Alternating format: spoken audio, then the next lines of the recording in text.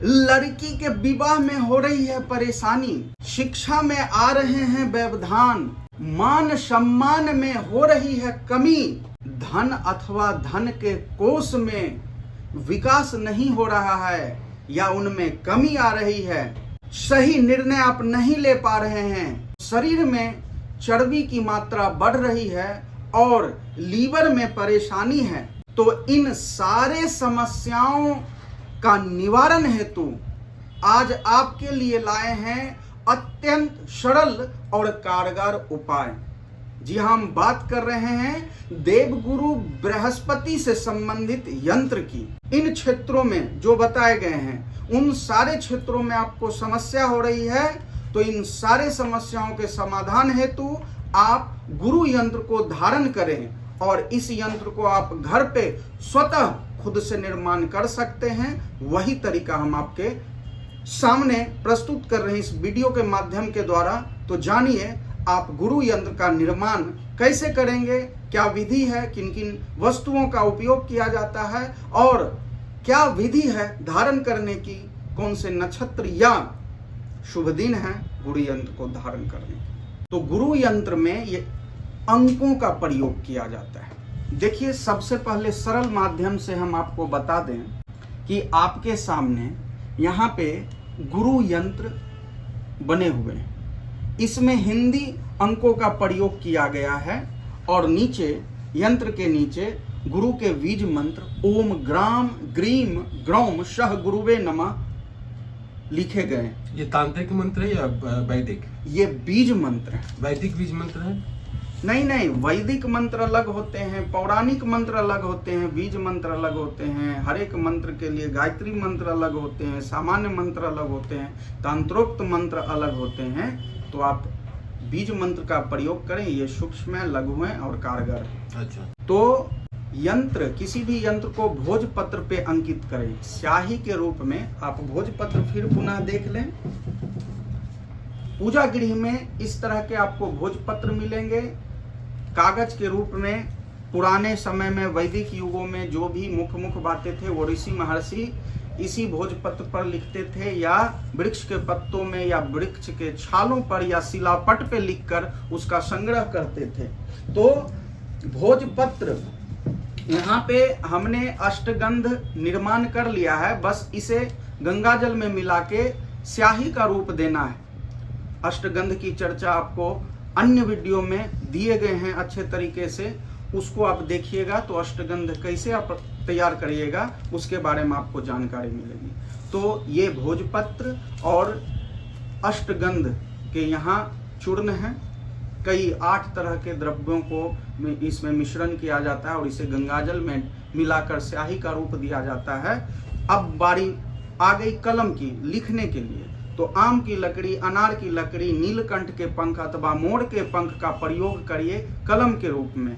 तो इस यंत्र पर उस स्याही से गुरु यंत्र को लिखें और नीचे में गुरु के बीज मंत्र को लिखें और इसे लपेटकर सोने अथवा ब्रॉन्ज के ताबीज में भरकर अच्छे तरीके से उसे बंद करके पीले धागा में अथवा सोने के चेन में गुरुवार के दिन अथवा गुरु के नक्षत्र में आप धारण करते हैं विधिवत, तो आपको इन क्षेत्रों में बहुत लाभ मिलेंगे।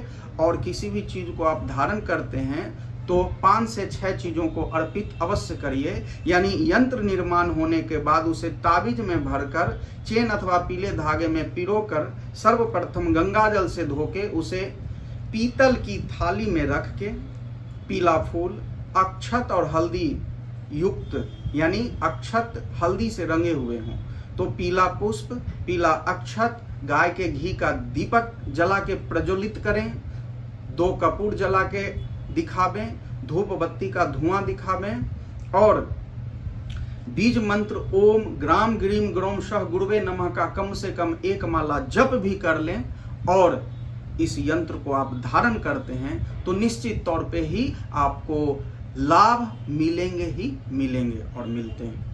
अच्छा, तो इस यंत्र को बनाने के लिए आपने कहा गंगा जल और ये क्या बोलते हैं भोजपत्र, हाँ, और ये अष्टगंध, ये जरूरी चीजें हैं। हाँ, ये जरूरी चीज है। 3 अष्टगंध का निर्माण होता है 8। इसकी चर्चा हम आपको दिखा दें, कई ग्रंथों में है और ज्योतिष तत्वांक में भी अष्टगंध की चर्चा है कि अष्टगंध किसी भी यंत्र का निर्माण करते हैं तो अष्टगंध में किन किन सामग्रियों का प्रयोग किया जाता है उसको हम आपको दिखा देते हैं, ताकि आप आसानी रूप से, सरलता रूप से आप समझ जाइए कि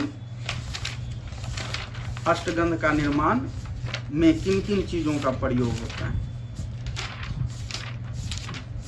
अष्टगंध अगर ये भोजपत्र नहीं है तो क्या इसे ब्रॉन्ज या फिर सोने में भी लेजर प्रिंट करवाया जा सकता है? हाँ, आज के इस युग में अगर भोजपत्र उपलब्ध ना हो तो सोने अथवा ब्रॉन्ज के धातु में लेजर कटिंग अभी विधियां चली हैं, उससे आप यंत्र को बनवा लें और उसे भी आप गले में धारण कर सकते हैं। यहाँ पे अष्टगंध की चर्चा है। अष्टगंध का विस्तार रूप से हम आपको बताएंगे इसकी, तो क्योंकि भगवान विष्णु से संबंधित, महादेव से संबंधित, शक्ति से संबंधित कई तरह के अष्टगंध रहते हैं, उसमें सामग्रियों का चयन अलग अलग होता है। सामान्यतः यहाँ पे अष्टगंध के रूप में श्वेत चंदन, रक्त चंदन, अगर तगर, केसर, कस्तूरी, कपूर और गुरोचन का प्रयोग किया जाता है। इन 8 द्रव्यों का प्रयोग किया जाता है। ये यहाँ पे लिखा हुआ है अगर तगर, रक्त चंदन, श्वेत चंदन, केसर, कस्तूरी, कपूर और गोरोचन। हाँ, अच्छा, तो ये मतलब ये, और उसके बाद गंगा जल में ये कर ले। हाँ, अगर तगर क्या होता है आप देखे हैं, आपके पास है, बस उस चीज को आप जान नहीं रहे हैं तो गूगल पे सर्च करिएगा, तुरंत आपका विश्लेषण गूगल में आ जाएगा। तो ये से इसका इतना छोटा सूक्ष्म उपाय करने से लड़कियों का ब्याह हो जाएगा? देखिए, यंत्र में आप अगर जानते होंगे, जानकारी होगी, तो किसी भी देवी देवताओं या किसी भी शक्ति सारे यंत्र में समाहित हैं, यानी यंत्र से बंधित हैं। जो भी ऊर्जा है वो ऊर्जा यंत्र के द्वारा संतुलन में होते हैं, तो यंत्र का बहुत प्रभाव है।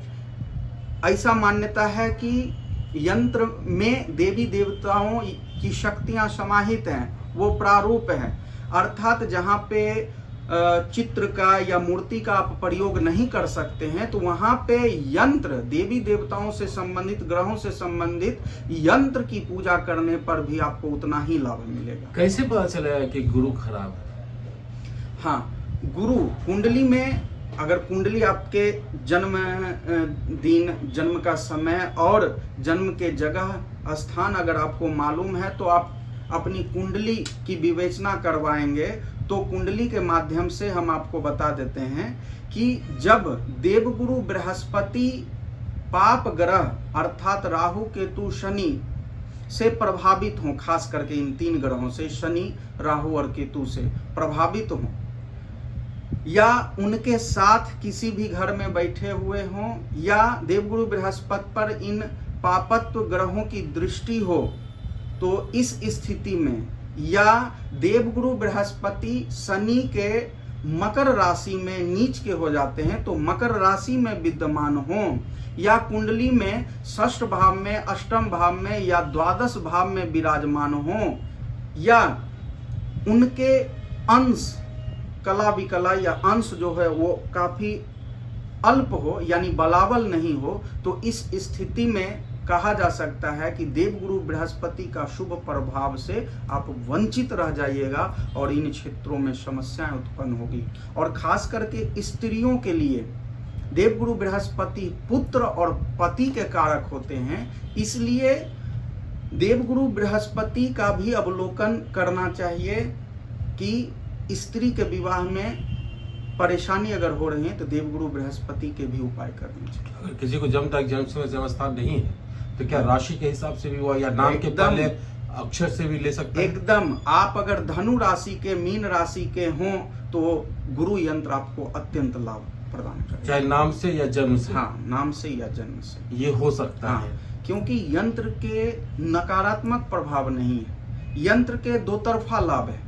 अगर शुभ स्थिति में ग्रह हो और उनसे संबंधित आप यंत्र धारण करते हैं तो शुभता की, यानी संपूर्ण शुभता आपके जीवन पे पड़े, या अशुभ है तो उस अशुभ ग्रहों का प्रभाव, नकारात्मक प्रभाव से सुरक्षा होती है। यानी दो तरफा आप इसका प्रयोग कर सकते हैं, हर दृष्टिकोण से आपको लाभ मिलेगा। ये तो चौकोर हो जाएगा यंत्र, लेकिन अगर चांदी में, सोना में या ब्रॉन्ज में करवाना हो तो क्या ये भी चौकोर ही रहेगा, त्रिकोण रहेगा या गोल रहेगा, क्या रहेगा? देखिए, किसी भी ग्रहों का एक स्वरूप होता है। सामान्यतः आप चौकोर में सारे यंत्र को पहन सकते हैं, पूजन कर सकते हैं, लेकिन अगर ग्रहों की बात करें तो ग्रहों की जो स्वरूप होते हैं, उस स्वरूप के माध्यम से अगर आप यंत्र को बनवाते हैं तब तो सोने पे सुहागा हो गया। और नहीं जानकारी है या संभव नहीं है या मुश्किलें हैं तो आप सामान्यतः चौकोर रूप में ही आप प्रयोग करें किसी भी यंत्र का। चलिए बाबा, आपने काफी महत्वपूर्ण बातें बताई है और काफी महत्वपूर्ण जानकारी दी, आपने समय दिया उसके लिए आभार। आगे भी हम लोग अभी चर्चा करते रहेंगे। इसके बाद कौन सा यंत्र का करेंगे? शुक्र यंत्र की चर्चा करेंगे, क्योंकि हमारे जीवन पे उसका भी बहुत महत्व है। तो चौथा ग्रह हो गया शुक्र, पांचवा?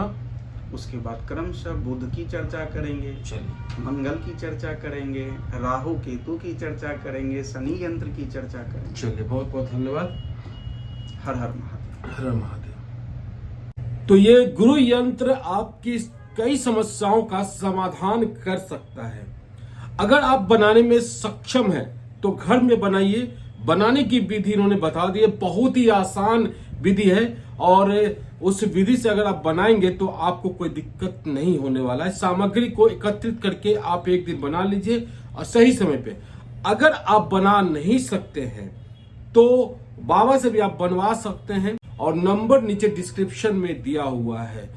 कुंडली की विवेचना अगर करवा लिया है, कुंडली दिखवा लिए हैं तो भी ठीक है, नहीं दिखवाए तो देख करके आपको कौन सा यंत्र आपको लगेगा उसके बारे में वो आपको बताएंगे। अगर आपके पास जन्म तारीख, जन्म समय, जन्म स्थान नहीं है तो भी आप चर्चा कर सकते हैं। बस उसके लिए आपको अपने फेस का फोटो और दोनों पंजों का फोटो भेजना होगा, साथ ही उस जगह का नाम भेजना होगा जहां से आप वो भेज रहे हैं।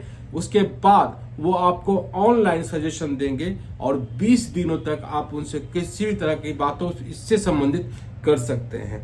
तो उम्मीद है, फिर से बताता हूं कि नंबर जो है नीचे है, डिस्क्रिप्शन में है। और हाँ, अगर आपने घर पे बना लिया है या फिर इसके बारे में आप जानते हैं कि ये यंत्र वाकई में बहुत काम करता है तो उन लोगों तक वीडियो को पहुंचाइए जिनको इनकी जरूरत है, ताकि लोग इसका लाभ उठाएं। क्योंकि इसमें कोई खास खर्च नहीं है, बहुत सस्ते में आप ये काम कर सकते हैं। जो भी आपको सामान खर्च होगा वो आपको वो भोजपत्र और जो 8 सामग्री है अष्टगंध बनाने की उसमें खर्च होगा और ताबीज में खर्च होगा।